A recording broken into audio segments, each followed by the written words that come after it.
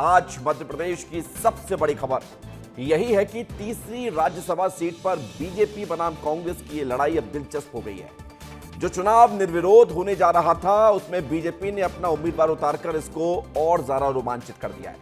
अब जीत के दावे दोनों तरफ से हैं। दोनों दल कह रहे हैं कि भाई हम जीतेंगे और आज विधानसभा में जो तस्वीरें सामने आई हैं उसकी झलक आप देखिए।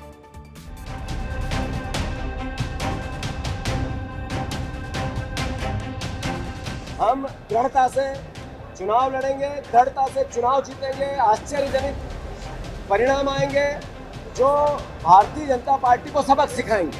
अब ये हमारे सामने विचारधारा की लड़ाई है जो हमारे नेता आदरणीय राहुल जी लड़ रहे हैं। लोकतांत्रिक मूल्य बचेंगे, संवैधानिक मूल्यों के आधार पर भारत का भविष्य तय होगा। महात्मा गांधी की विचारधारा की लड़ाई है, वो ये लड़ाई है नाथूराम गोडसे की विचारधारा के खिलाफ लड़ाई है। विचारधारा की लड़ाई में कांग्रेस पार्टी और महात्मा गांधी की विचारधारा जीतेगी मजबूती के साथ। कांग्रेस पूरी तरह संगठित है, एकजुट है और पूरी दृढ़ता से सभी माननीय विधायक कांग्रेस की उम्मीदवार मीनाक्षी नटराजन जी को भरपूर समर्थन देंगे।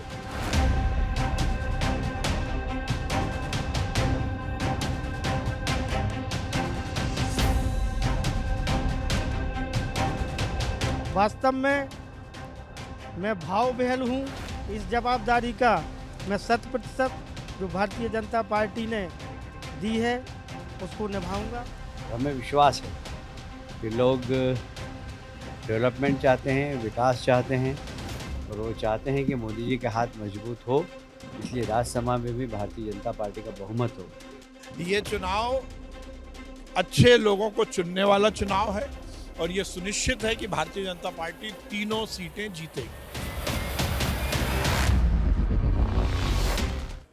जी हाँ, तो ये आज की तस्वीरों को देखने के बाद आपको अंदाजा हो गया होगा कि मामला बड़ा रोमांचित क्यों हो पड़ा है, क्योंकि दोनों ही तरफ से जीत के दावे हैं। दोनों ही तरफ से जीत के दावों के बीच दो अलग अलग तस्वीरें हैं जो आपको हम दिखा रहे हैं। मीनाक्षी नटराजन ने नामांकन किया और बीजेपी के उम्मीदवार महेश केवट ने भी नॉमिनेशन फाइल कर दिया है। अब 18 तारीख को मतदान होना है राज्यसभा के इस तीसरी सीट को लेकर और इस वोटिंग के बाद जो आगे आने वाला रिजल्ट होगा वो ये बताएगा कि जो अभी दावे किए जा रहे हैं जिस जोश के साथ, जिस उत्साह के साथ, उन दावों में कितना दम है।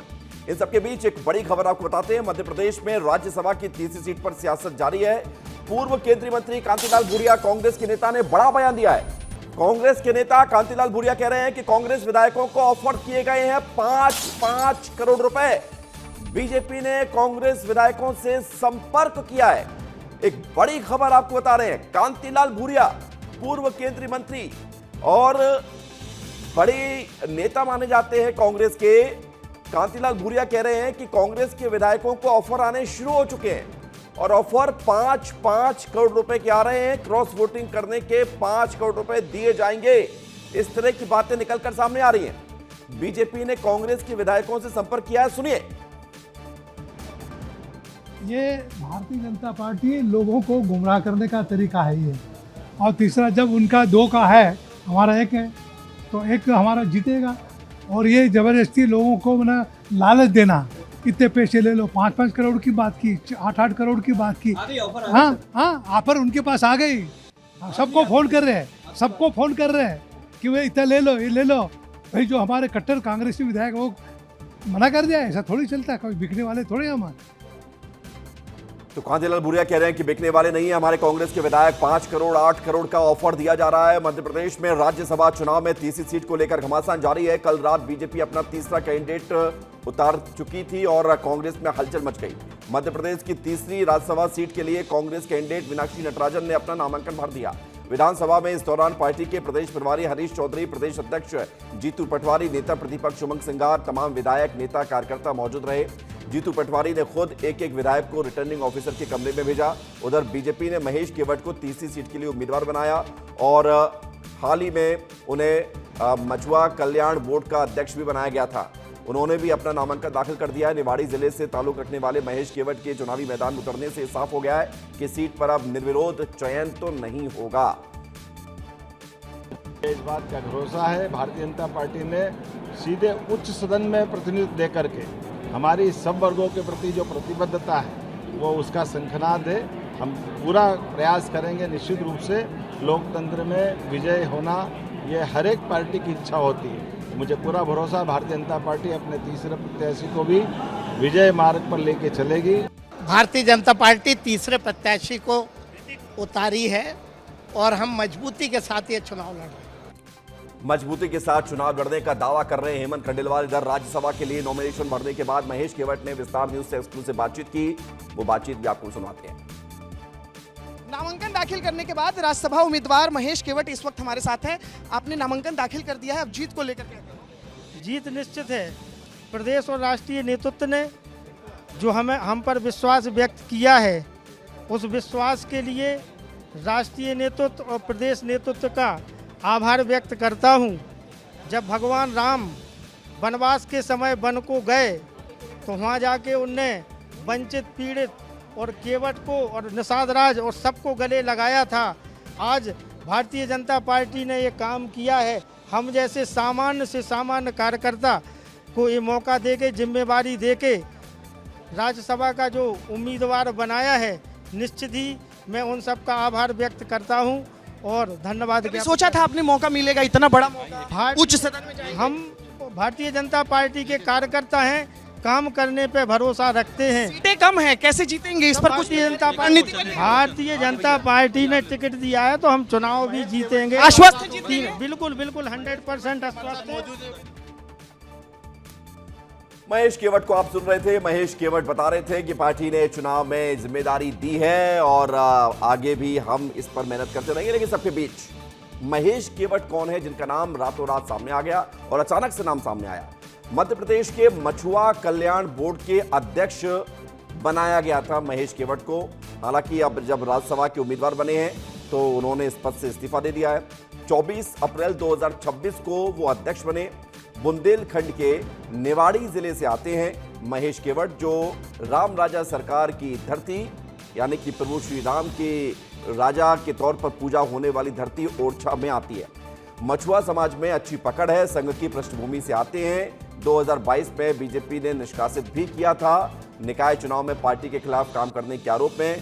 उसके बाद फिर अच्छा काम किया तो वापसी हुई और ऐसी हुई कि 1-1.25 महीने में ही 2 बड़ी जिम्मेदारी। पहला मछुआ कल्याण बोर्ड के अध्यक्ष बने और 1-1.25 महीने बाद ही उनको राज्यसभा के लिए नॉमिनेशन किया गया है। लेकिन सबके बीच महेश केवट के बारे में अब लोग जानना चाह रहे हैं। इस चेहरे के साथ बीजेपी ने बड़ा संदेश दिया है, उत्तर प्रदेश में बड़ा संदेश दिया है।